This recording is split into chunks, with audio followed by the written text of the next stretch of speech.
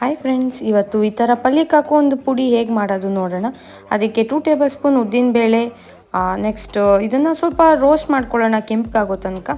Next 2 table spoon ಅಷ್ಟು ಕಡಲೆಬೇಳೆ, ಇದನ್ನು ಕೂಡ ಸ್ವಲ್ಪ ರೋಸ್ಟ್ ಮಾಡ್ಕೊಳ್ಳೋಣ. ನೆಕ್ಸ್ಟು ಸ್ವಲ್ಪ ಕಾಳು ಮೆಣಸು, ಒಂದು 15 ಅಷ್ಟು ಕಾಳಷ್ಟು ಮೆಣಸು, 1 ಟೇಬಲ್ ಸ್ಪೂನ್ ಅಷ್ಟು ಬಿಳಿ ಎಳ್ಳು, ಇದು ಕೂಡ ರೋಸ್ಟ್ ಮಾಡಿಕೊಂಡು ನೆಕ್ಸ್ಟು ಆಫ್ ಮಾಡಿ ಬಿಸಿ ಇರೋ ಬಾಣಲಿಗೆ ಮೆಣಸಿನ್ಕಾಯಿ ಹಾಕ್ಕೊಳ್ಳೋಣ. ಆವಾಗ ಬಿಸಿ ಆಗುತ್ತೆ. ಇದನ್ನೆಲ್ಲ ಮಿಕ್ಸಿಗೆ ಆಡಿಸ್ಕೊಳ್ಳೋಣ. ಈಗ ನಾನು ಅದಕ್ಕೆ ತೊಂಡೆಕಾಯಿ ಪಲ್ಯ ಮಾಡಿ ಪುಡಿ ಹಾಕೋಣ ಅಂದ್ಬಿಟ್ಟು ನಾನು ಮಾಡ್ತಾಯಿದ್ದೀನಿ. ತುಂಬಾ ಟೇಸ್ಟಿಯಾಗಿರುತ್ತೆ. ತುಂಬ ಥರ ನಾವು ಇದಕ್ಕೆ ಪುಡಿ ಮಾಡ್ಕೋಬೋದು, ಆದರೆ ನಾನು ಈ ರೆಸಿಪಿ ತೋರಿಸ್ತಾ ಇದ್ದೀನಿ. ನೆಕ್ಸ್ಟ್ ಟೈಮು ಇನ್ನೂ ಬೇರೆ ಹೇಗೆ ಮಾಡೋದು ಅಂತ ಕಮಿಂಗ್ ವಿಡಿಯೋಸಲ್ಲಿ ಕೂಡ ಶೇರ್ ಮಾಡ್ತೀನಿ.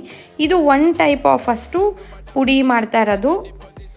ಓಕೆ, ಈ ರೀತಿ ಮಿಕ್ಸ್ ಮಾಡಿಕೊಂಡ್ರೆ ತುಂಬ ಟೇಸ್ಟಿಯಾಗಿರುತ್ತೆ, ಹೆಲ್ದಿ ಕೂಡ ಇರುತ್ತೆ, ಯಾಕೆಂದರೆ ಬೇಳೆಕಾಳುಗಳೆಲ್ಲ ಇರೋದ್ರಿಂದ.